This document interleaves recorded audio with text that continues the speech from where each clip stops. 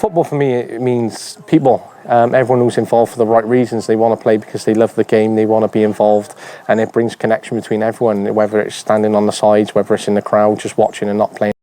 And with football being for everyone, whether you're a coach, a player, an aspiring player for the future, someone seeking a scholarship, a teacher, a youth worker, a professional, a volunteer, someone seeking to get involved in the game, a volunteer parent, whether they're reflecting on their journey and how they can understand their grassroots team, an aspiring academy coach yourself, no matter what and no matter where you're listening, this podcast is really for you. On the Reflective Coach podcast, there are so many wonderful guests that feature on a podcast, whether this is former professionals, current professionals, and professionals of all backgrounds within the Coaching Insight series that really inspire, understand, support, and are reflective amongst this journey as they share their own insights, experiences, their own journey, their own reflections, strategies, insights, and other stories into the Reflective Coach podcast. Each week features a new guest, and each new guest brings something new to the podcast. I've been so lucky to have so many wonderful guests on, and you can really listen to all the episodes on Spotify, YouTube, and Podcast Addict, with continuous updates on Twitter and LinkedIn. By subscribing, commenting, following, engaging with all the posts amongst social media, you can really keep up to date with all the episodes. I'm not here just for fun, so I want to get things done. I want to be successful. I want the girls to be successful. And my second year of coaching, we won conference and we won the tournament. So it was pretty awesome, and having that feeling as a coach, it only made me want to work harder and continue to do it again. So yeah, so I like to stick with what we're doing. Obviously, like you said, soccer changed, and at some point we have to change with it to continue growing. But I believe like if it works for your team, there's no need to change it. I always tell the girls the way we play is the way it fits you guys. There might be a certain way that I want to play, but if it doesn't work for the players, there's no point in bringing it out. So when it comes to it, I always put the girls first, making sure they can fit that certain type of play, making sure they feel comfortable. It's culture. To me, the culture is very important. We have one of the aspects that we say we over me. That's when no matter your feelings, no matter how you see a situation, it's always a team before yourself, and be able to support the team in the team goals. Other than that, it's just I tell the girls all the time, I make mistakes. I'm not perfect. It's the same for them. They make mistakes, and when they make a mistake, I look at myself. Did I teach them right? Did I say something?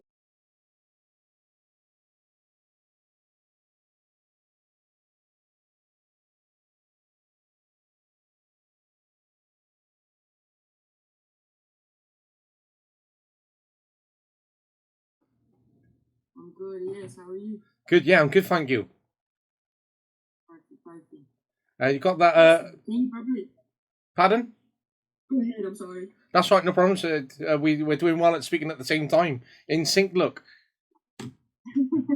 Yeah, I just want to make sure that you can hear me. That's all.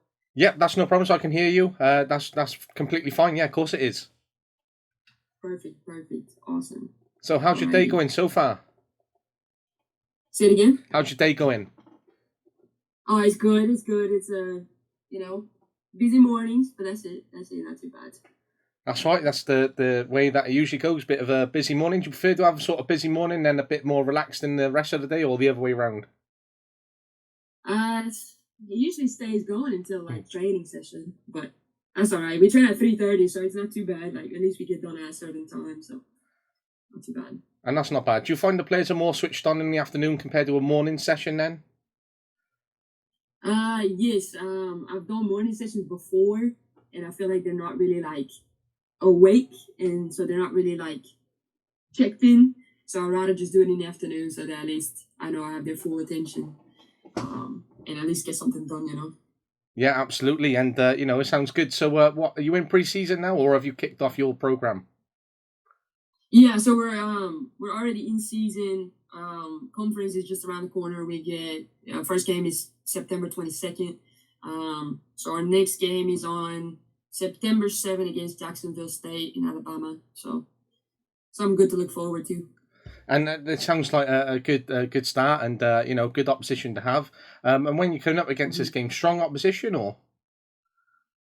Yeah, they're definitely a good team. They have a new coach as well, so a lot of new players and stuff. So they're kind of in the same boat as us. But from what I've seen, they've been a pretty good side, so it's going to be an interesting game when we get to it. And when you look at these games and you've got them up and coming on your schedule, etc., do you do a big scouting report on them, or is it just based off data that might be presented from league table or tables that is more apparent, for example? I always like to do scouting report. It's just I hate going in blind, so I always try to prepare my team and myself as much as I can. Obviously, soccer changes so much, but at least like key players and trying to sort out formation and stuff like that, just so we can kind of have an idea of what we're coming up against from the last couple of games they played, and like I said, just trying to prepare ourselves as good as we can. And when it comes to that preparation then and giving information to your players, what kind of information do you give them, and how much information do you try to give them? I try to be as detailed as possible. I'm that type of coach that I try to get everything down up to the subs, that I know which player is going to be subbed in for which one, usually in that same position. I tell all my girls about right-footed, left-footed, if they're cut a certain way, legit, as detailed as possible, so the girls can feel confident as well. If they see a number on the field, they're like, okay, I remember they like to do this, or they like to shoot from outside of the 18. Just kind of like prepare itself as much as we can with the details. And, there's a lot of detail that goes into that, and a lot of thinking and thought, and a lot to sort of remember and recall. And when it comes down to doing so, do you sort of spread that information over a course of a week, or do you prepare it on the day before? How often and how do you give that information out? So we always have a meeting. Usually it's the day before, so they get the scout report earlier that week, so they can look over it. They can come by if they have any questions. If we have film, we send out the film as well, so they can look over it and kind of see what I'm trying to talk about in the scout report. And then the meeting is before the game, just kind of like refreshing. If they have any questions that they didn't ask before, they can ask me then, and kind of go from there. So they have a lot of time to look at it themselves and come forward if they need anything. And then we just do a little refresher. And when it comes to those questions and, being asked those questions, you find a common question which you're frequently asked over the course of a season by your players? Shoot. My team asks a lot of questions. It's a young team, so obviously they have a lot of questions, but usually they're pretty good. Like, they understand soccer very well, and they understand what we're trying to do. So it makes my job a little bit easier. I can actually talk tactics with them and use the words with Vista and stuff like that, and they understand. So when it comes to that, they don't really have questions, unless it's like, oh, what do you want me to do in this scenario, or what do you want me to do in this scenario? Which I always tell them, like, we can go over it, but at the same time, soccer changes, which when they come to a game, it might change, and the scenario might not even appear. So. And, it sounds good. And talking about scenarios is a good topic within itself. But when it comes to, say, asking questions and the amount of questions that they could ask, and it's good to sort of have that. Do you like having lots of questions being asked, or would you sort of cut out, say, 50% of them and try to refine it? So we have like an inside joke with the team on this. It's like we have a couple of players that ask very silly questions. I'm always open. I tell them, if you need anything, just let me know or text me if you're not sure. But it kind of depends. I'm like, all right, if your teammate can give you the answer, you don't need to ask me, that type of thing. Because sometimes I'm like I say, with the young group, they blow up my phone for every little thing that changes. Meanwhile, they could easily go to their teammate and get the answer. The one that we always bring up is someone texted me and was like, hey, what's admission's phone number, which they can easily look up on the internet, but yeah, it's like those silly questions that obviously they can find the answer themselves. But I mean, I'm open, obviously, like, I'm not going to shut them down, but we do make a joke out of it sometimes when they ask those questions. Yeah, and it's good because then you sort of get to that refinement opportunity, and they're able to then understand what they can ask, what they can do for themselves, that independence, that problem solving, and being able to sort of take that ownership. And there's sort of like basic things where you see by people, posting on Facebook, for example, oh, where'd you get this number, or where'd you get that? Well, just a little bit of research would be fine in terms of that. But it's good that players can ask questions and what they're looking for. But it's nice sort of to hear about your program, what your players look like, and just start to kick that off. But not sure if you want to start on an introduction of who you are, your sort of journey, where you're at, and what you're doing. So obviously, my name is Kayleigh Lambrechts. Originally from Belgium. I came to the States in 2015. So I went to college at LSUA. I played my 4 years there. Went back home for a year, and then COVID hit. So decided to put the soccer myself on hold and become a coach. So I started at Louisiana Christian. At the time, it was Louisiana College. After there for 2 years, went to John Melvin, and then I ended up here at Valley. So that's kind of my short journey so far. I'm 25, so obviously I'm still pretty young. Plenty of time to continue to grow and stuff, but that's kind of it. That's incredible. 25 and in a head coach role, and the experiences that you've had. That's amazing. Not too bad, not too bad. Yeah, I mean, it does. It's a lot of hard work, and to me, obviously, with being international, I'm not here just for fun, So I want to get things done. I want to be successful. I want the girls to be successful. And my second year of coaching, we won conference and we won the tournament. So it was pretty awesome. And having that feeling as a coach, it only made me want to work harder and continue to do it again. So. I love that, and that's even more success that you're having at this age, which is incredible. And to deliver that, which is really good, and to experience that at this age, in terms of what you're doing, and obviously being Belgian. Did you grow up in Belgium? Then, sorry, did you say? Yeah, yes, sir. I came when I was 17 to the States. So, other than that, I was in Belgium the whole time. So you've had 8 years of the US soccer program, and the opportunity to experience what you're doing and be in a very good position because of that. Do you feel what you've learned from, say, the Belgian side of the game set you up to be in this position, or do you feel that what you've been able to learn whilst being in the States now has only complemented what you were able to achieve in Belgium, and has built that on, or is it more of a Belgian sort of feel into the American game? How did that sort of come into it how come together? It was definitely adjustment when I first came and I was still a player. It was more aggressive here.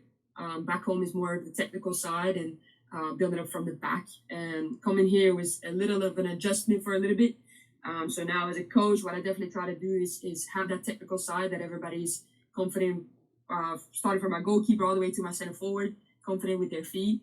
And it's definitely a mix. Like, I understand that obviously in the conference we're at, it's very strong, it's very aggressive. So obviously I need to prepare my team as much as I can, but at the same time, I like building up from the back. I like to use obviously feet, play the ball on the ground, not too many long balls. So I think that's definitely something I got from home. It always worked back home, and I used to be a midfielder, so obviously I like to play through that midfield and not skip any lines when it comes to it. So I think it's just a mix of everything, like understanding that long balls do happen, and that being aggressive is important in the game, but at the same time figure out a way out of it with the technical abilities that we have. And it's a great influence to have, and sort of that background of Belgian football behind you, because I think a couple of years ago during COVID, I was listening to the Belgian technical director. I think you maybe have been on Modern Soccer Coach, for example, and he was giving insights to the Belgian youth program and how it looks. So I think they were disbanding everything up until age of 11 or age of 13, something like that, if I recall. But it was just such a great insight, because obviously, Belgium in the last few years have been regarded as the golden age, and having such a wonderful youth program that will allow them to have success, hopefully in the long term to come. And maybe years ago they missed out on that when they had Roberto Martinez in charge, but it's that success which they were building, and which is very still renowned across the world, in terms of that program which you've developed, and being able to experience it in that pathway, and therefore hence why you've come across adjusted, but you still like that to maintain a framework and a style which you'd like to deploy within the team. And also, it's different, and as you say, games are different to what you may prepare for and scenarios, but is if you've got a certain way of playing and you're very particular for playing that way, but although the game changes in certain ways, are you more geared towards sticking to your guns and going, this is the way we are going to play? We might make a few adjustments, but I want us to be renowned for playing this way, and we're going to stick 98% towards that. Yeah, so I like to stick with what we're doing. Obviously, like you said, soccer changed, and at some point we have to change with it to continue growing. But I believe like if it works for your team, there's no need to change it. I always tell the girls the way we play is the way it fits you guys. There might be a certain way that I want to play, but if it doesn't work for the players, there's no point in bringing it out. So I always, when it comes to it, I always put the girls first, making sure they can fit that certain type of play, making sure they feel comfortable, making sure they're confident. Because I think if they don't feel confident in the way they play, then obviously the performance is not going to be there either. So I think it's a little bit of both. Like obviously we change and we make adjustments as we go. Obviously when soccer changes, but also what team you play. But at the same time, we want to stick with what we know and what we feel good about moving forward. And I think that's important as well. Is it's about what you feel is important, and certainly how you feel that approaches in how you deploy your game plan and framework, and not steering too much away from that. Because then once you start to change that framework because you're setting yourself up to try and achieve those wins, for example, or you're trying to get the best result, then you're not really demonstrating the principles that you're going to deploy with your team, and therefore the questioning, the learning, the techniques, the approach, how they understand the game, all completely changes week in, week out. And it's not then a structured program as such because there's so many changing variables that comes into play. Exactly. Yeah. At the same time, you wanna make sure that you stick with something, and like you said, structure is really important. And I believe, especially with girls, that you want to stick with something, and all the emotions and feelings with girls come along. At the end of the day, we're dealing with 24 girls, so if we change too much, then they're gonna panic and all that kind of good stuff, and that reflects back in their performance. So I completely agree. Like we have to have some type of structure going on to be successful as well. And building on those principles of play, then what are your principles of play that you deploy within your team and across what you'd like your team to do, regardless of any program you go to? Um, Obviously, like just besides the playing side is culture. To me, the culture is very important. We have one of the aspects that we say we over me. That's when no matter your feelings, no matter how you see a situation, it's always a team before yourself, and be able to support the team in the team goals. Other than that, it's just I tell the girls all the time, I make mistakes. I'm not perfect. It's the same for them. They make mistakes, and when they make a mistake, I look at myself. Did I teach them right? Did I say something wrong that they made that mistake? And then we move forward. If they have to tiptoe around me because they made a mistake, then we're not gonna have a performance either. So it's very like making them aware that mistakes happen, and that's what we train for. And by the time the game comes around, we know what to expect, we know what to do, and that they know that after a mistake they don't get subbed out. I'm very big on that to make sure their confidence stays high. So hard work, 110%, and hard work and the right mindset will get you result eventually down the road. So. And I think that's brilliant, and I completely agree with you there. And whilst you're building that culture, and a very open culture in terms of being honest with the girls and going, look, I'm going to get things wrong as well. I think being 25 and me being 26, I can understand the kind of thinking that we're going to have, and understanding that we are still very young. Compared to a 45-year-old coach, they've got 20 more years of life experience on us and being on the pitch. And so, as much as we could have, maybe modern ideas or enthusiasm at times, and that coin can be sort of spun either way. We are still very young and raw ourselves as well. We're closer to their age than we would be the 45-year-old, for example. And I find that truly fascinating in itself, and I also find it very scary that we're moving away from being closer to their age and getting older as well. Yes. That's a very sad turning point over 25, I tell you.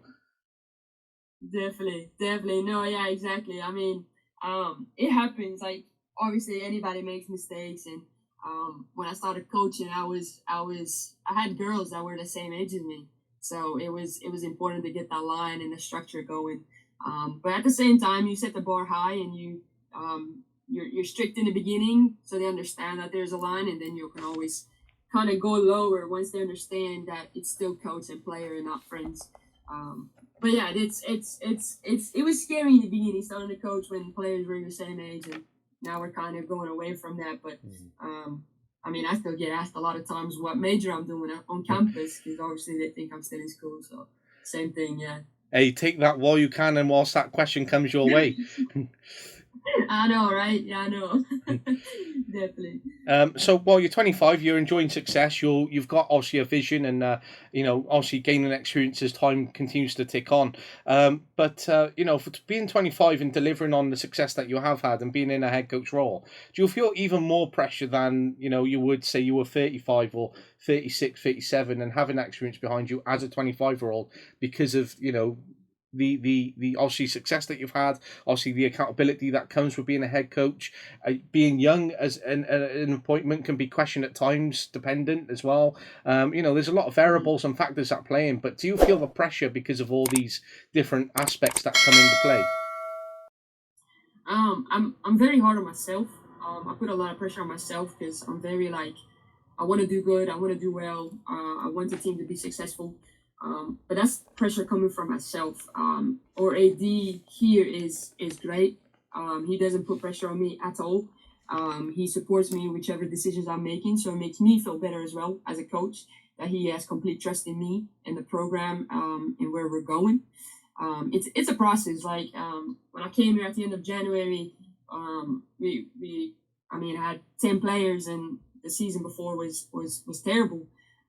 So we had to do better. We had to get ourselves back out there, and that's what we're doing. And it's a process, so I can't expect to happen it overnight. And AD understands that as well. So the pressure is more coming from myself than anybody else. I think a lot of people look at us that we're rebuilding. Fadi hasn't been great in the past, and I'm young, like you said, and they don't have really high expectations. But they don't understand how much effort and work I do put in the team. To make sure those girls deserve what they work for, which is winning, which is getting results. So to me, it doesn't really bother me as much what people say and what kind of pressure they put on us.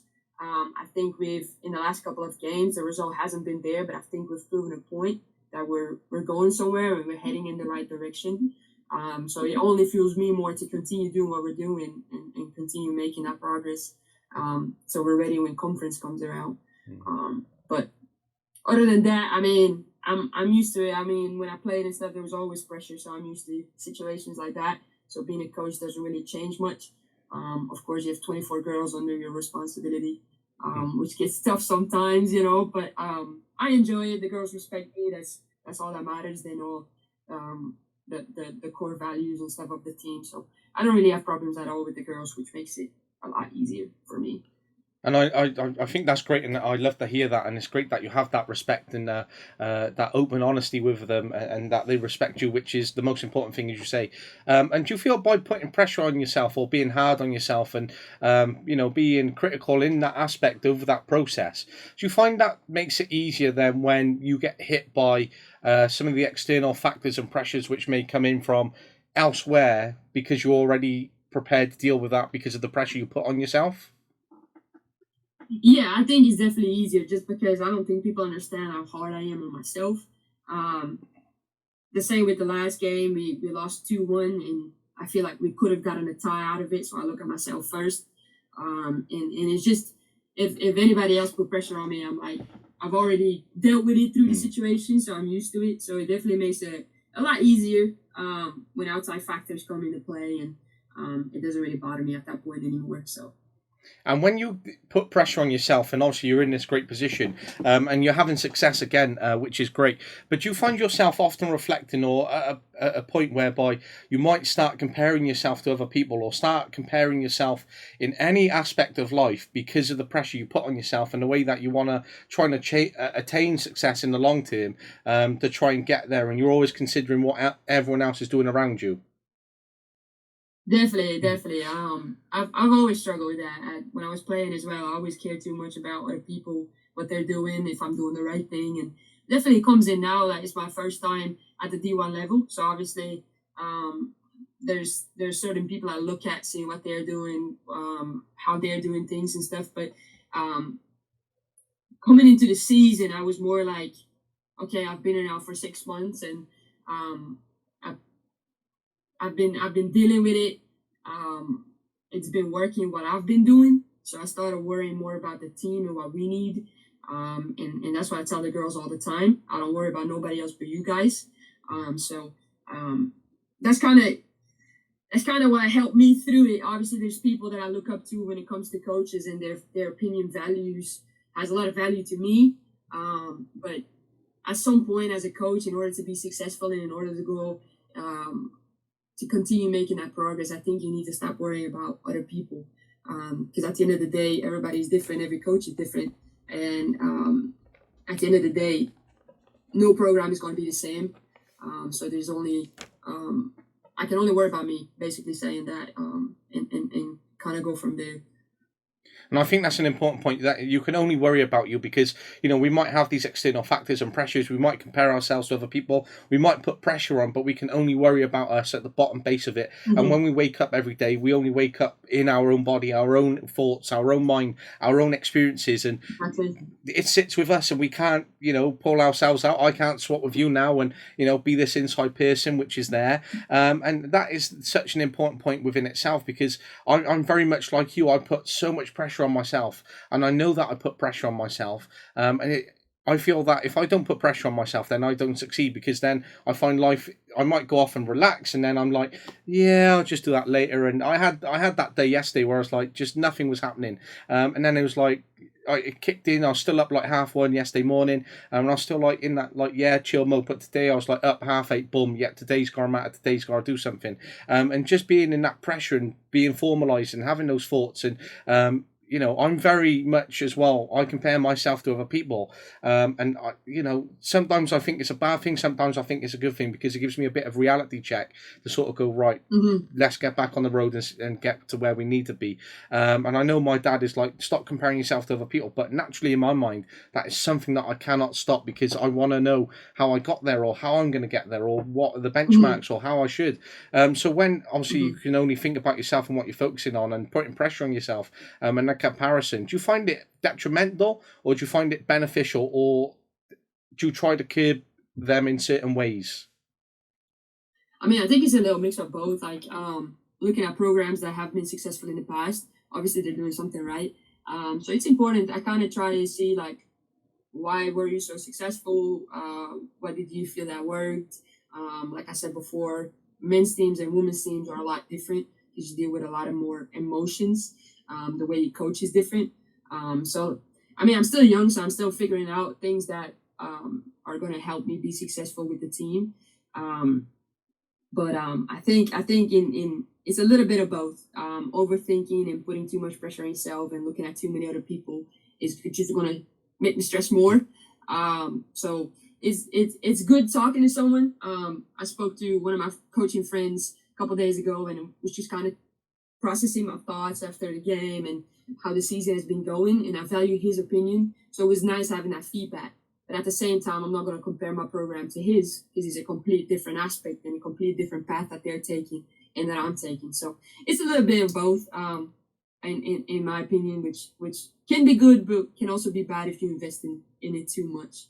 Absolutely, and I think that you ask good questions in terms of what made you successful and how you have success, and continue to review that. And when you look at what you've had in terms of success on the pitch and delivering what you have in the conference, why did you have success? What led you to having that then? I think it was the fact that the girls could see that we cared, that we put in everything we could to be successful. The girls came first, and that's something I definitely carry in here. I don't think it gets talked about enough, about the mental health aspect. And I know some people are like, oh, like, we're just bringing it up because it's been such a thing over the last couple of years, but it actually is a massive thing, because when girls aren't in the right mindset, they don't perform. And if they don't feel confident, they don't perform no matter what we try to do. So to me, it's important that the girls feel comfortable, that they could come to my office, and my office is not a negative space where just bad talks are happening. They can come in and talk about whatever they want to talk about.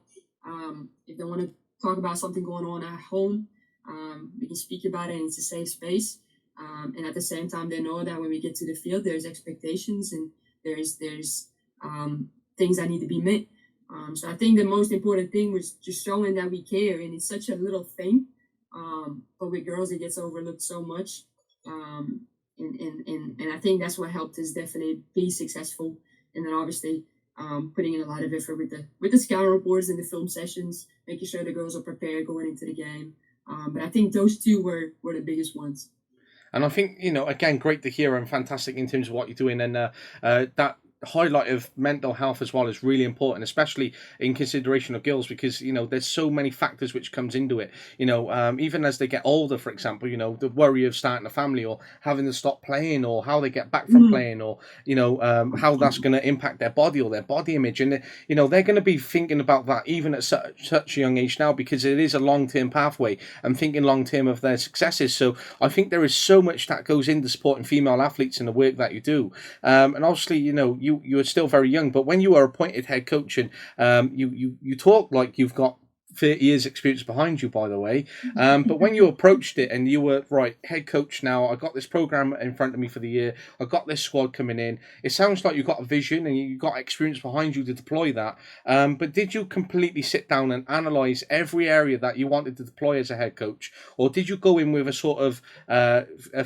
few different objectives and then build off everything around what you've done because of the staff or because of the resources or because of the team, etc.?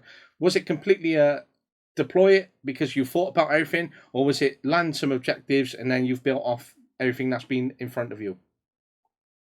So it was helpful for me coming into January, because it gave me the spring to figure out what exactly I want to do moving into season.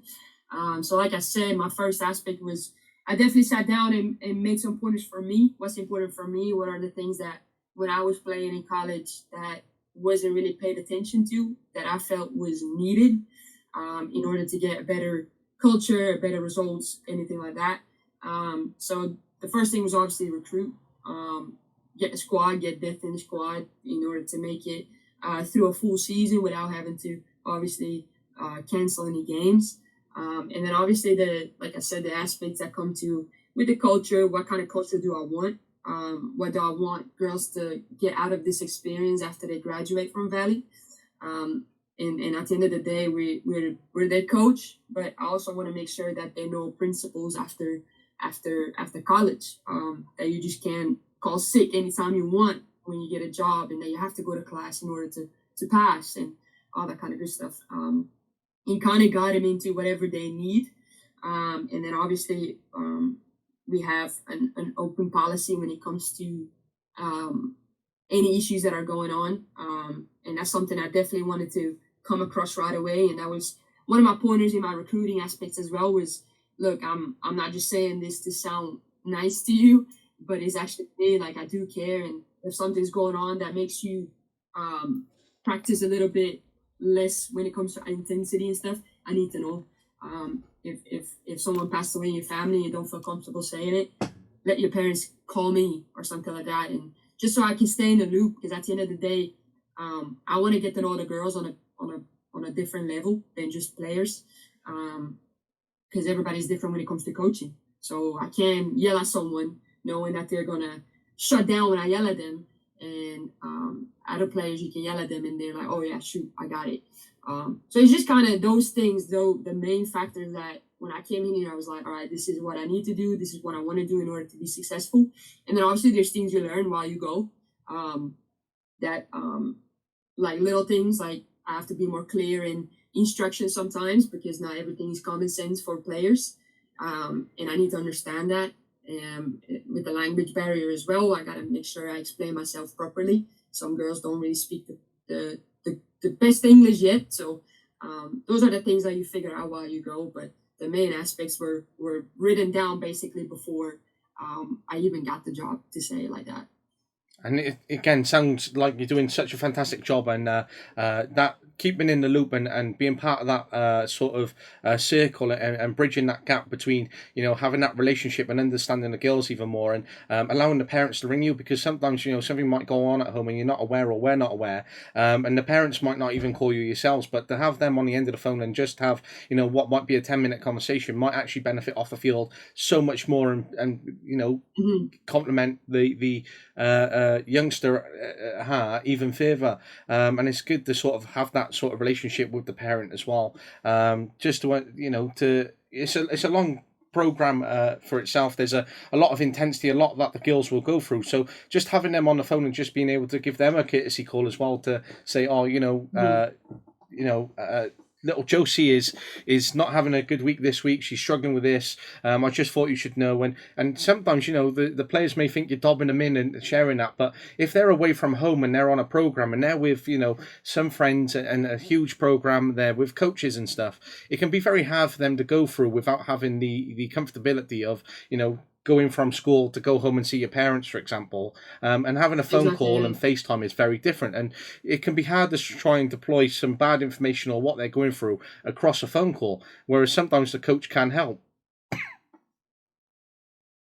No, definitely, yeah. And then, adding on to that, we have a leadership team as well, that where players aren't comfortable speaking to me, they go to the leadership team, and the leadership team is the one communicating to me, which is something in the past has definitely helped.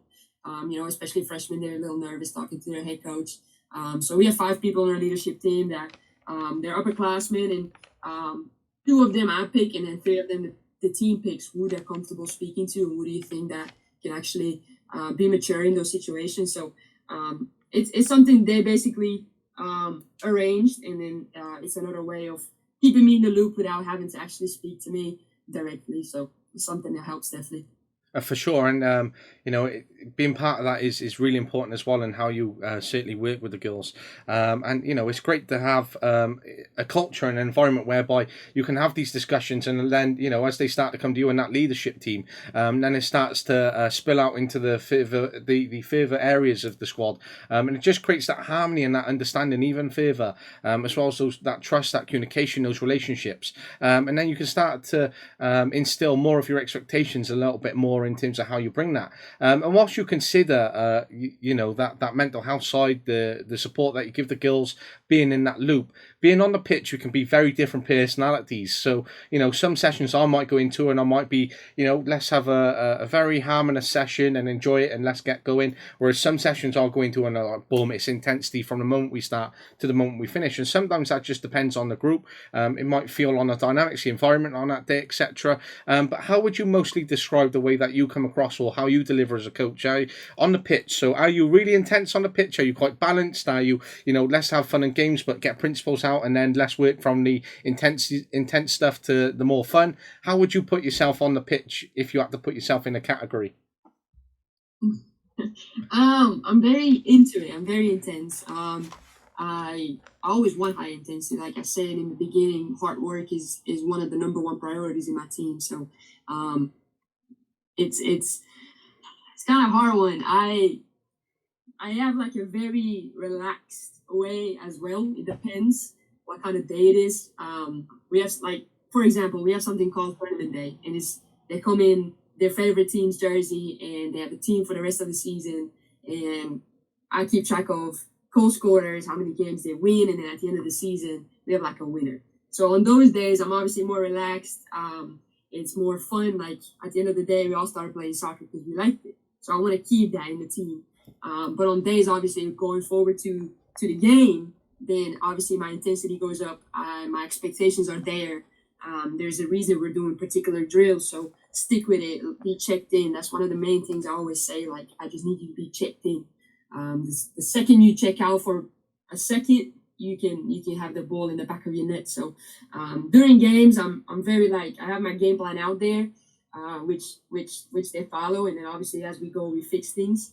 But I'm not one of those crazy coaches that's like on the side and going crazy, yelling at everything. That's not me. I usually communicate during halftime, before the game, and then just fix it as we go. But it's kind of, yeah, I have like two different ones. I can be very intense and very high maintenance when it comes to training, but then I can also be very sarcastic and have a good laugh with the girls and making sure that the morale stays high moving forward. So.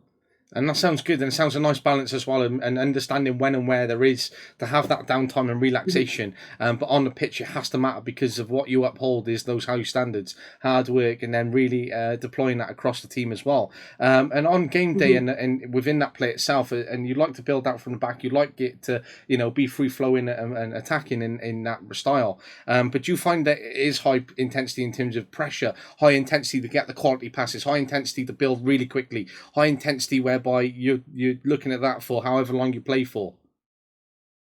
Yeah, so it's what I like to do in training, especially it's high intensity for X amount of time and then you get a break. So it's just trying to find that balance with the team, whereas as we go, we need to be accurate, we need to be intense, we need to be on point with everything, and then we get a break. And it reflects in the game. We go, throw in, we get back in position, and then we breathe. So it's kind of that same reflection as we get it. But they usually the team is very well with it, and they understand that that we're coming from a long way. So we need to be exact, and we need to be checked in, and we need to be accurate. But like I said, there's time and place to take a break, and go from there type thing. But usually, like I said, the easiest way, which I think it works the best for our team right now, is going for X amount of time, break, and then obviously fix as we go, something like that. And it sounds like a good approach, and how that certainly balances out in terms of supporting the players on and off the field, and that will complement their mental health and their approach as well. Because whilst you're on that high intense level, just having that little bit to come back down and then go back out might really help them. Whereas if you're full blown steam for full 60 minutes, that might completely wipe them out.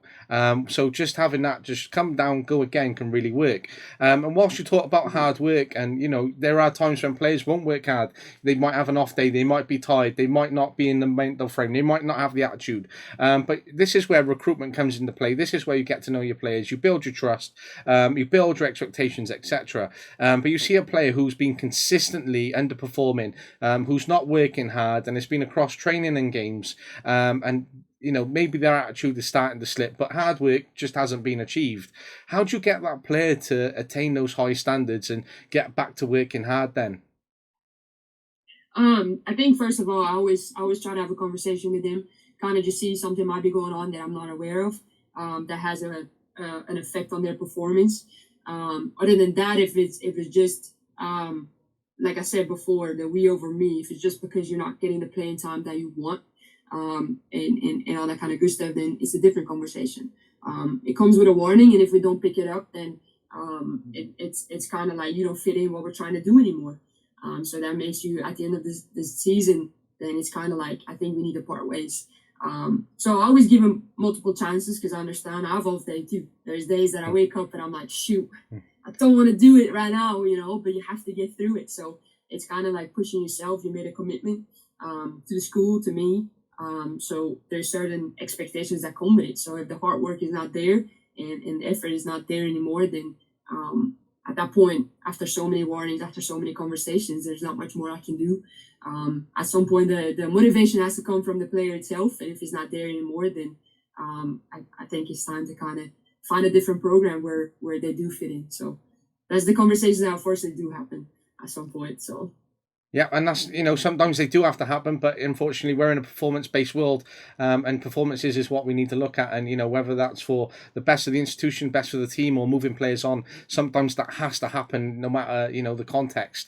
And that is bottom line. And it sounds like, you're very high intense, the high standards, the expectations, the quality, what you drive and instill, your vision, your outlook, and maintaining that, is brilliant to set the program up even further to achieve that success which you've already brought, but how you can develop players and what they might take away. So I was listening to another podcast earlier with Gary Neville, and who he was interviewing was Chris Eubank Jr., and Chris Eubank was saying, if I didn't have this discipline at a younger age, then I wouldn't be carrying this through with me now at a later age. So I might have been a tearaway, and therefore my decisions and my outlook might have been completely different to where I am now. So that what you are instilling in young players is what they might hopefully take away when they're 28, when they're 30, when they're 32, and so on. And it helps shape them in terms of their thoughts and keeping them on the right track to not only be good players but to live good lives as well. Definitely. Yeah, that's one of the things I always remember from my mom.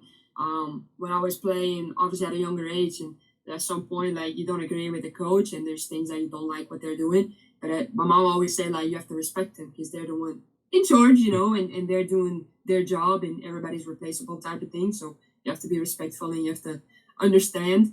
And you can disagree, but in a respectful way, and that's something I always carry with me right now as well. Like obviously there's times that I'm not going to always agree with everybody higher up, but that doesn't mean I have to be disrespectful or stop working hard or anything like that.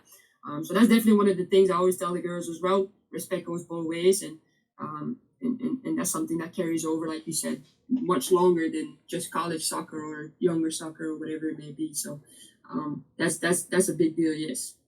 And whilst you maintain that and you've taken that away as well, and you have this expectations upon your players and your team, do you have that from your coaching team and the expectations of high standards, high intensity off them as well? Yeah, definitely. It's my mom always pushed me to do better. Um, I have four siblings, so obviously it's a big family. My sister played soccer. My one of my brothers played soccer. So, and I came as the third one along to play soccer as well. So, the bad thing about it was my mom obviously knows soccer. So after a bad game, I would hear about it. So, but it definitely helps. And it definitely helps me now as well because my mom still watches all my games, which makes it easier for me to vent after a game because she understands what's just happening on the field. As a kid, I didn't always like it, but now I appreciate it. That I'm actually able to talk with someone outside of the team, and all that kind of good stuff. And one of the things that I remember is my mom didn't have a license until I think she was like 40 something years old. So she brought me to training with either a bus or a train just to make sure that all my siblings and I could play. And that's one of the things that I remember, that if you want something really badly and you want to be successful for your kids, then you got to do whatever it takes. And that's my mentality right now as well is I expect a lot from my kids, but at the same time, I will do whatever it takes when it comes to them. They know I have their back, and that's the same way that my mom always went about it. She wasn't too happy with me going back to the States after being gone for 4 years, but she knows that this is what I want to do, and she's going to support me full on. And that's the same way I'm going about it in training.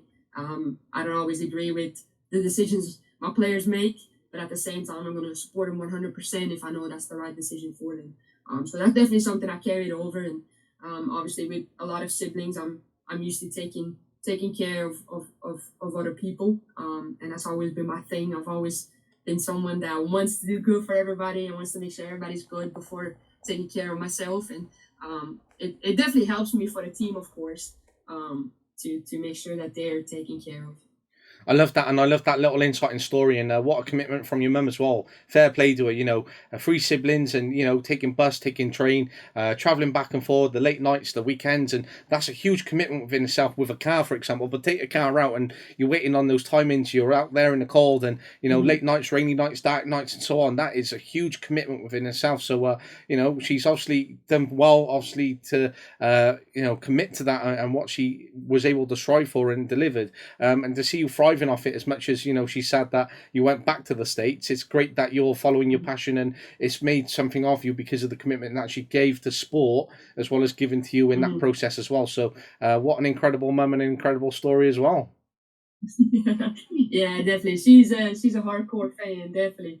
Yeah, she likes to come visit as much as she can. She likes to be around the team, watching training, everything she can. So it's great to have that, knowing it's the support you need sometimes on an off day. Like, why am I pushing so much? And she'll tell me why I need to continue pushing. So it's good, definitely good to have that, and it's always nice to be able to go back to that. Absolutely. A bit of philosophy kicks into football within its own self, and we might brandy philosophy around a bit too often. But philosophy, in terms of for me, is a process and collection of thoughts whereby they collate together that gives you a foundation of what you'd like to instill in your team, but only in yourself as well, from your own beliefs and values, etc. But I also think, in terms of the thoughts and being beyond the box, which we might think, you're in a very good position. You're in the United States, which is a great country. You're in a job that you love. You're having success where you're at. You're young and have a great future ahead of you. You've got a fantastic family. You've got a lovely home country in Belgium, for example. So you've got all these different things which help make Kayleigh happy, or maybe considerations of the happiest moments in her life, etc. But whilst we're here and we've got this mindset and we're trying to strive for more, and we're thinking, right, I'm 25, I'm head coach, but at the age of 45, I want to be the national team coach, or I want to go and do this. So we continue to have an outlook, and whilst we're doing that, we believe in ourselves that we can make ourselves happier, because we'll end up achieving what we want to do, but we'll end up doing what we want to do even more every day. And whilst it can be hard, we achieve one goal, and it's like, yeah, we got that goal, and some people might get there and go, yeah, my flag is here and I'm happy. Whereas we're like, yeah, that flag's there, but the next one's over there, and then the next one's beyond that. Do you have that sort of mindset where you're going to keep going to get from goal to goal, and then it's I've achieved it, but I'll keep going to the next one? To be honest, I actually last year I went through a rough patch personally, and it was a little hard on me.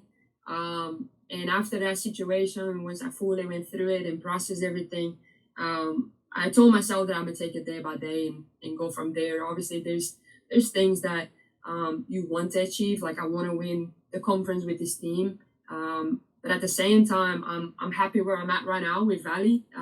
They support me and everything, so it's a good place for me to be right now. I have my dog, so it's just a happy place to be. So it's not for me. I'm already looking for the next job. I'm already looking for the next goal I want to achieve. Right now, for me, it's 110% here, and like I said, with going through a rough patch last year personally, I realized that putting too much pressure on yourself and thinking too far ahead of where you want to be, it actually has a negative effect on you. So to me, it's day by day. The games, like for example, the games that happen, I can't change it anymore. Now I just need to focus on the next game. So to me, it's kind of like where I'm at right now. I'm happy, so there's no need for me to look somewhere else or have another goal in mind other than a goal with value, like I said. But that's kind of where we at, like conference and winning conference, and after that we'll see where it goes. That's kind of it. I only ask because I've got a good friend, and we're sort of we're like magnets. So some days we might pull together, other days we're completely pushed apart, and we might go weeks without speaking because we've fallen out about something. That's the way we've always been.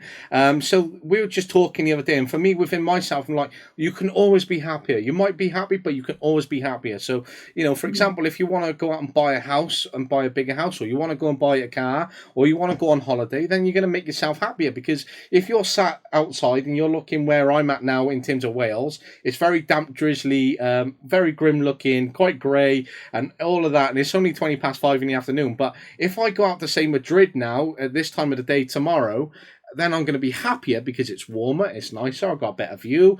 So you are going to get happier. So automatically she came back to me and she said, I think that's quite a toxic mindset to have.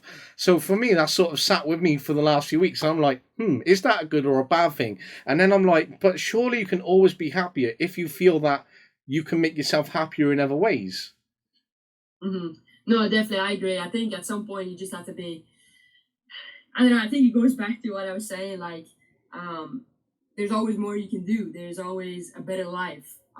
It's just you being happy with yourself and being content of where you are, and taking pride in where you are. I think that's something I didn't do before I hit that rough patch. I always wanted more. I always wanted to do better. I always thought I could do better. There was better places out there for me, and it has a negative, and it drains you. So to me right now, it's just, look, I have a job. I do. I have a roof over my head. My team is great. They're all great personalities. I'm happy with myself. I'm proud of myself where I am at. So I think that's something that, yes, you can be happier, but at the same time, you have to be content where you are, and understand that there's always something better out there. But if you constantly strive to find that better, it's just going to take a negative toll on you, and it's going to drain you. So it's kind of finding that middle balance, like understanding there is more, but at the same time, like, hey, I'm good where I'm at. So And I think that's a brilliant quote within itself, and something which I'm definitely going to take away and just note it down a minute there. But I think it's so important in terms of how you portray that and how you bring it across, and having pride in what you do, because we might always strive for the next goal, but we might not have pride in the process of what we're doing now. So then the quality of work that we deliver and the ambition and the motivation that we put in every day isn't going to be at the expectations or levels where we want it to be, and therefore that might be detrimental to the organisation and what our team might see from us. And when it comes into that, and we might be trying to get to that next goal, and we might see this is a bit mundane, but I'm going to get there, and then this isn't really going to matter when I get there.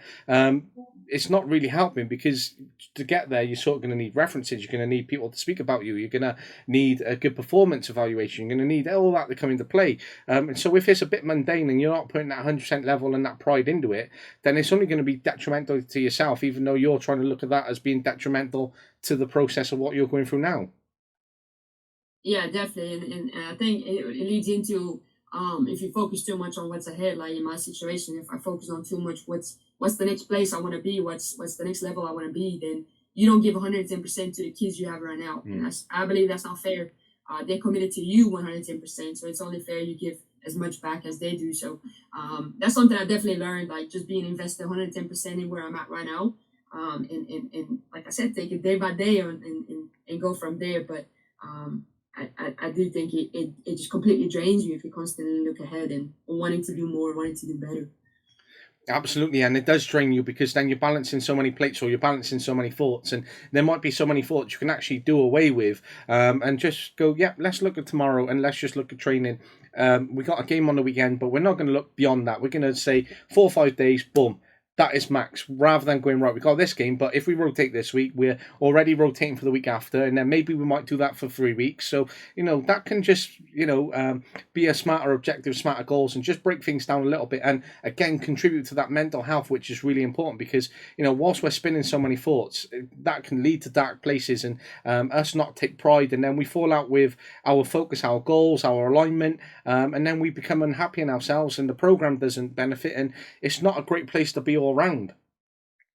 No, definitely, and I mean that's like you said, the focus on the game that's ahead and not all the games is one of the things I tell the girls. Is the same time when you schedule practice, you're not going to schedule practice for 2 weeks. You schedule practice for the day off, because you never know what's going to happen in that training session at the end of the day. I plan a session for tonight. If something goes wrong, then my session for tomorrow is completely different. So you can't go ahead and plan for 2 weeks, because it's just not possible to do so. So it's the same thing when it comes to yourself in the team. Like you said, if the girls go through so much themselves, they, especially my freshmen, they come from very far places. Like they come from Colorado, Arizona, Florida, and we're in little Mississippi, so it's a far trip from home, and they already have to balance being away from them by themselves. And some speak a different language. You have to balance school, soccer, and the thing is, like, sports like softball, they have a semester to adjust, but we get into it right away. We get into season right away, and it's kind of like figuring it out as they go. So it's important to kind of make sure you balance it out for them, making sure they get their day off, making sure that you plan ahead so they can schedule their time accordingly, and go from there. So it helps them as well, instead of them panicking and stressing out over it. And that's really helpful to stop them panicking, stop them having that anxiety, stop them stressing out, because they might come into a game day and then they're overstimulated, they're overhyped, they're overthinking, and then therefore their performances might drop below the belt, or the standards that we want to instill. And therefore, just by just relaxing them a little bit, and coming away from, say, maybe intensity, or maybe just having a conversation as they're coming in, rather of something about life than the game itself, might just take them away, and then you can bring them back round automatically without them seeing it. And I think that's, again, important, and gives a full circle around how you approach and work with your players. And so when approaching match day, then, what are your expectations around match day? Do you have a meet time and then sort of go straight into a warm-up? Do you sort of like it to be a little bit more relaxed and then build up the intensity? How do you like match day to go when you get your squad in?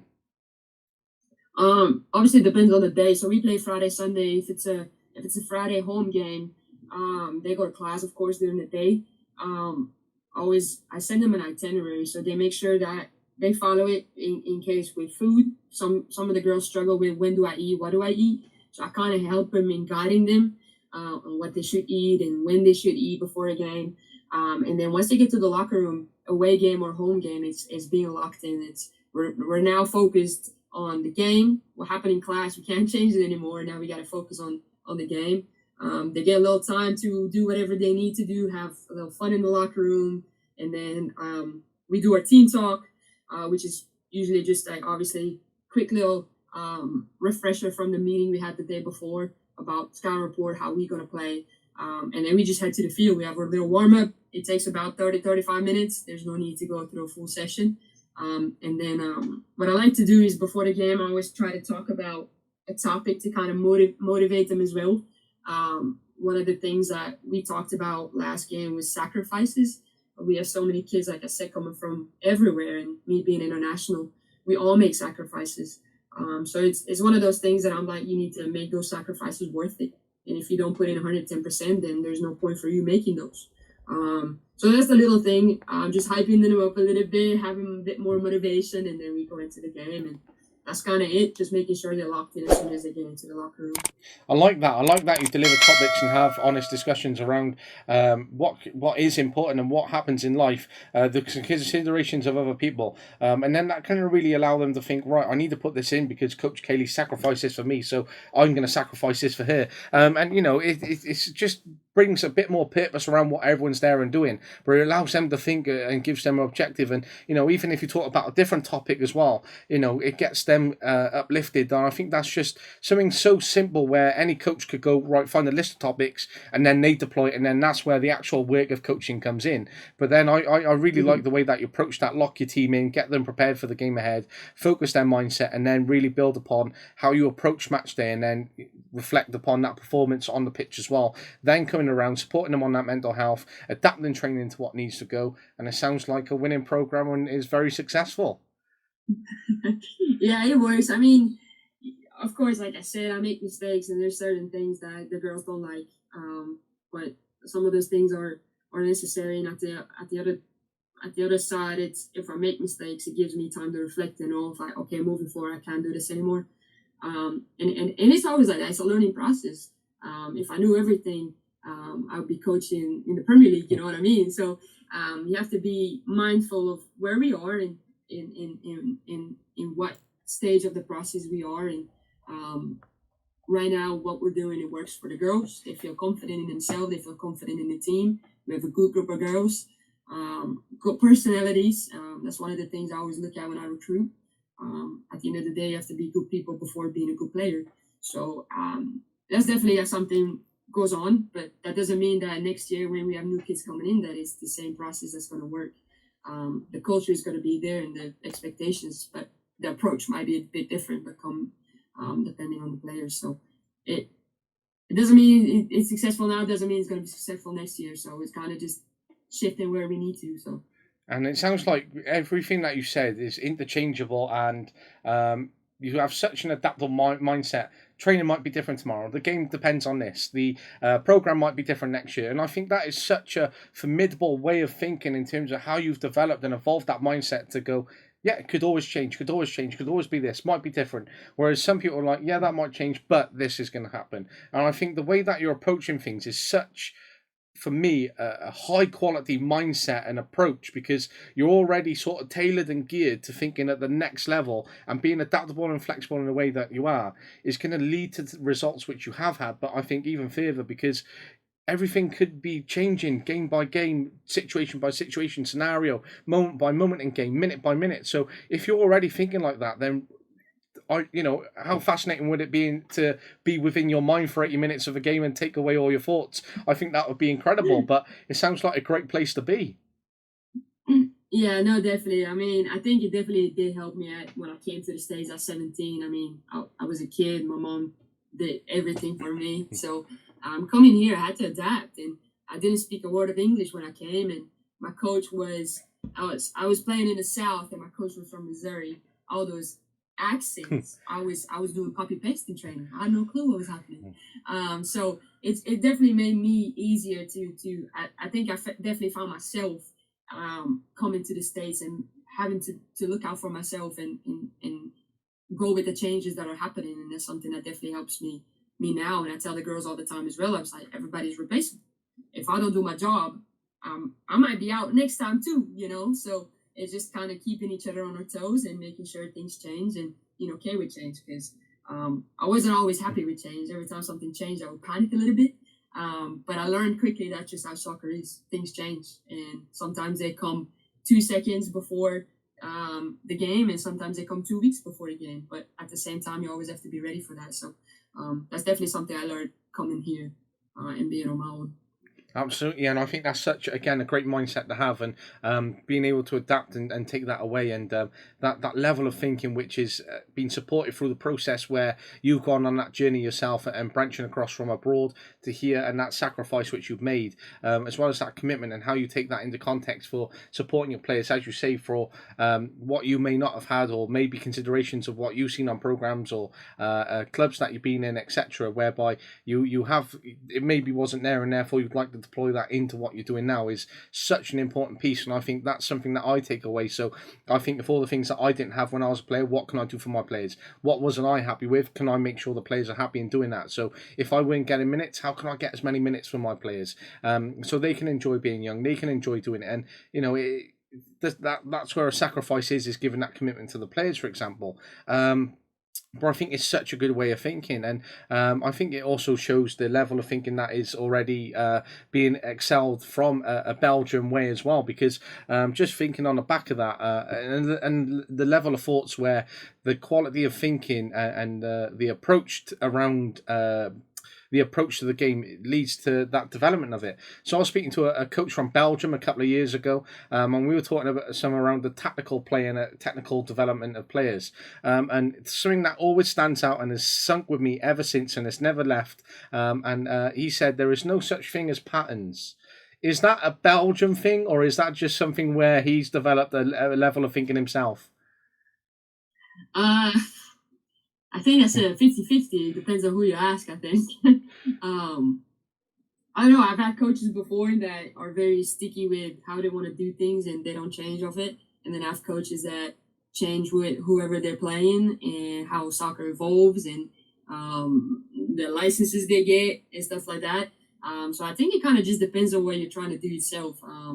And like I said, it's a 50-50 question. It depends on who you ask it from home. But yeah, it's kind of, I don't know. Yeah, depends on who you ask. I was just curious, speaking to another Belgian. I thought, there's one thing that always stands out with me. It's come from a Belgian. Can I ask them and gain some more insight to their game while I've got them on the chat? But, that's interesting as well. And I think that's an important piece because I was driving to a coaching session this morning and I sort of knew of one of the people which I was going to be delivering in front of. But there was a whole list of people that I've never met that I had to deliver in front of. There was a group of girls I've never met before. I was at a coaching centre where I've never coached before. So although I've delivered 1,000 odd sessions, I had a little bit of anxiety in me this morning, and then I was like thinking on the way on my drive through, I was like, it's all about a game of perspectives, because I might deliver this and then it might go, I might have done that there, or he should have done that, or he could have done that, or he didn't choose to do this. I was like, well, actually, I might have thought about that, but I might have opted not against doing that, or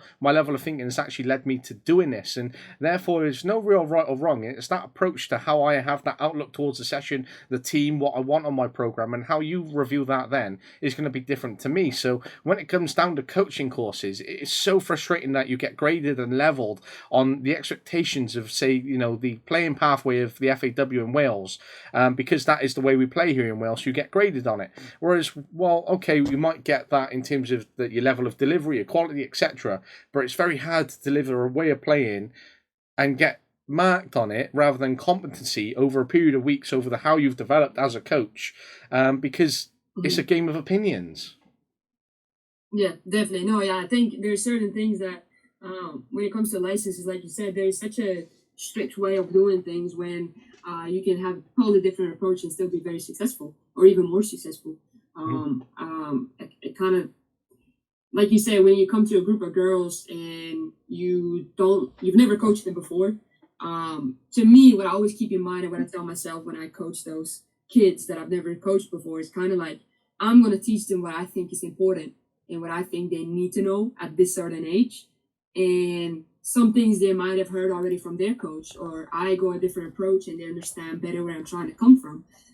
Or there's things that the coach never even thought about that it was like, oh, okay, shoot, you should have definitely cover that. So I think it's more important going in the long haul and getting everybody's perspective, because like you said, there might be things that I agree with you on when it comes to soccer, but then when you say something about a certain play, I might be like, I think this approach might be better. And at the same time, we can both be successful. So I really think it just, those licenses, like obviously, like it's a good thing to have, and it does show a lot, and you teach a lot. But at the same time, there's so many different ways to be successful that it's kind of an open play basically in learning. And I think, again, that just alludes to the point that I wanted to make, was it's all about our game perspectives, and everything is different in the way that we think about it. Because I could have gone in and said, right, Kayleigh, I don't think you're doing this right, or I think you could do this. I could have changed completely everything in terms of the way that you thought about the game and what you're doing technically, tactically, your approach to training, your approach to the games. And therefore, you might not have had the success that you were going to have at the end of the year, because I've had my influence in the way that I think compared to the way that you had. So, you know, we don't see successful coaches like Emma Hayes, like Pep Guardiola, like Jurgen Klopp, etc., because they all coached in the same way. They're all having success because they're different coaches and have such a different approach to the thing. And that's the love of coaching and why it's so good, because you get to do everything in a different way and put your spin on it. But I think it's also a consideration not to have the expectations across the board too much, and have those different perspectives. But I love what you said there around what this player might not have learned that off this coach, so how can I compliment them and learn and allow them to learn that through me? Whereas I think we tried to take players for have too much expectation on players. We take them for granted, whereby we have the expectation or want them to know things by coming in, whereas they're actually coming in to learn. They're there to be coached. They're there to gain things off you, and your insights might be completely different to the coaches they've had before, or these coaches have tried to get them into a place or got them to a place in very limited time and resource, and has given them as much knowledge as it could have been. They might have just missed out on what another player at another program or another club at a higher level may have had more time to do so and learn compared to this other player. So they're on a program, and then that's where, for me, the job as a college coach, uni coach, any type of coach comes in, because that's how you get your players to learn and move forward. If we all wrote off the players who don't have that level of understanding, etc., then they're never going to make it, because we're writing them off straight away. Whereas there are so many quality players where they've come through professionally in the game. If they were written off, then we wouldn't have seen these players ever make it. No, yeah, definitely. I think it's a privilege in being a coach.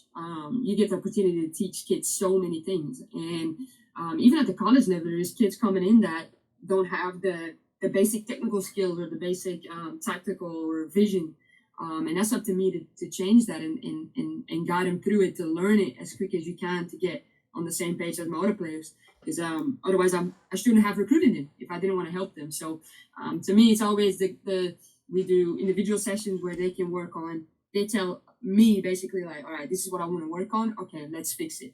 And that's the one thing I tell my girls. I treat every single player the same, because like I said, it's my job. I'm here for a reason, to teach you.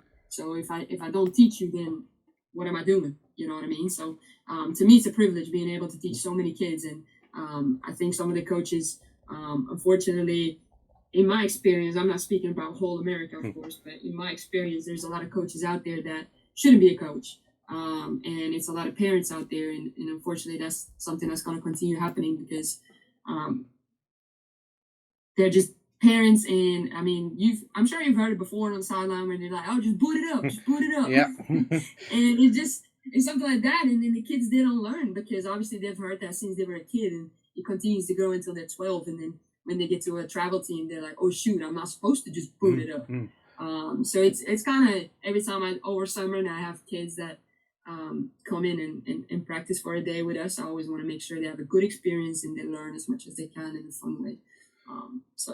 And that is so nice, in terms of, you've built off such a great point of, I had a conversation with Ali Hanif yesterday, and that he said the exact same thing. So he might say things to players now, and they might take that in a certain way because of the way that they've always been brought up. And therefore he's like, no, I didn't mean it in a bad way. I meant it this way, or you should think about it. And you've just touched upon it there as well, because that the way it's always been said or delivered, then they're like, oh, that is the wrong way, or they're getting things wrong, or they're thinking about it in a detrimental way.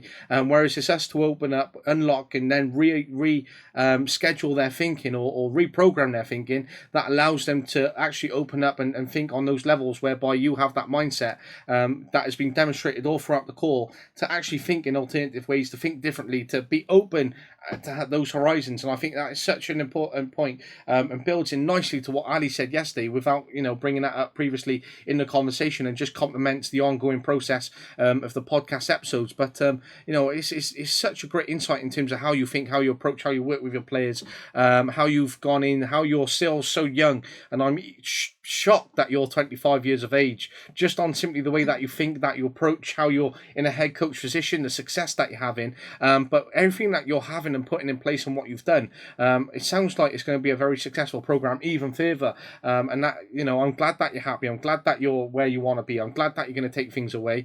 But it all sounds like it's going well. And, just over the last hour and whatever, I've had such a great conversation. And honestly, I've got pages full of notes and little time clips that I want to certainly take a lot more away from, because, I think it's been such a great conversation in terms of that mindset and the way that you think, but how your program looks, but being such a young coach who has such a long way to go, and the success that you're going to have along the way that comes with it as well. No, definitely. Yeah, I appreciate it. I appreciate it a lot. Like I said, it's a process. It's a process day by day, and we learn something every day. So we kind of have to go from there. But like you said, terminology is different from a lot of kids. They come from different places. So we have to understand that we get on the same page with the same words that we use. And even not even terminology, but also different accents. I have a kid on my team from Australia, and she's still struggling to understand me, because I talk so fast, and they talk a bit different. So it's all about making sure they know. And I tell the girls all the time, I'm very sarcastic, but if there's something that you don't understand, or you think you took it the wrong way, then tell me, so I can tell you straight up how I meant it. And that's kind of what I definitely want to do with the whole team moving forward as well. I love that, and I think that they're going to thrive and benefit, and that you're going to continue to do well together as well. I think it's such a great place to be and go, and I'm glad that we could connect, so I can keep tabs on you, because I hope that you go where you want to go. But if I ever make a game, then I think I got a job offer coming your way as well. Definitely, yeah. If you ever want to come to the States and leave Wales, come see. I have some friends from Scotland and Ireland, so they're great. They're both head coaches as well now, so it's awesome to see that. But yeah, definitely catch some games, even if you're still watching, and hopefully even come out and do some sessions if you like, Yeah, no, I'd love that. That'd be awesome, and certainly cool for sure. Well, we've been speaking for an hour and 15 minutes, and I think we've reached the point whereby I throw some quick fire questions at you, and allow you to prepare for your game this afternoon or training. Training, yes. Training. Fab. Yes, awesome. So, if you had to have someone describe you in 3 words, what 3 words would they be? Describe who? You. If they had to describe you in 3 words. Myself? 3 words: caring, sarcastic, and thoughtful. Good words. I completely agree. If you could move to any country, where would it be? And you might stay in the States, but you got the choice. It's in your hands now. Ooh. Spain. I went there always as a little kid on vacation, and that's always been second home to me. So hopefully one day. Hopefully, and living the good weather and living it up, But I've seen that it's very hot where you are. That I saw off your Twitter feed. Yes, it's super hot where we are in the south right now. We get it's 37 Celsius, and it gets to like temperatures of feeling as 44. So it's pretty hot. Mm-hmm. Very hot indeed. Hey, well, you're 20 degrees higher. We're on 17 degrees here, so you're doing much better than us. If you could spend a day with any coach or manager, who would it be? Say it again, I'm sorry. That's fine, no, it's not a problem. If you could spend a day with a coach or manager, who would it be? Pep Guardiola, 100%. His mind is crazy. The way he thinks is crazy, so definitely him. Love that, top choice. Who was or is your role model? It's a good question. I've always, obviously, as a kid, since we always went to Spain, I've always been a big fan of, obviously, Messi. I always looked up the way he plays, and all that kind of stuff. But right now, I think in the leadership role and the way he plays and the way he cares for his team is going to be Kevin De Bruyne. Definitely got to go with him now. Hey, that's a bit of a biased choice as well, being Belgian. Yes, definitely. So I go to a younger Kayleigh, a 17-year-old self, and I present two cards in front of her. Card one is be a professional football player and enjoy a career as a pro player.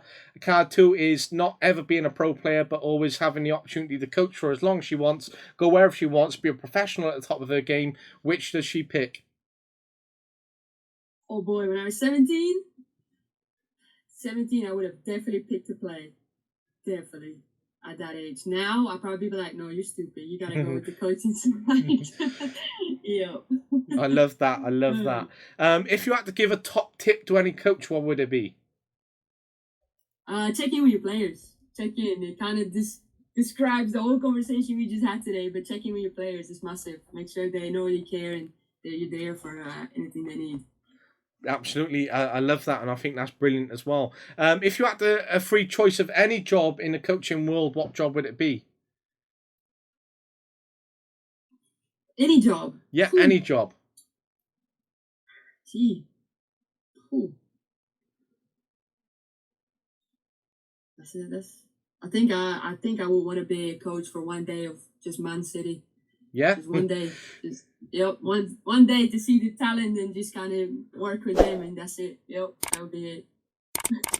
I love that. I think I've been to the City training grounds, and just to see them from the outside is incredible, insane.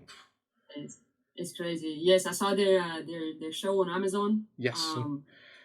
Yeah, and it's crazy to see the inside, and same with Arsenal, the way they do things and stuff. It really is. It's pretty incredible to see. For sure. If you weren't coaching, what would you be doing?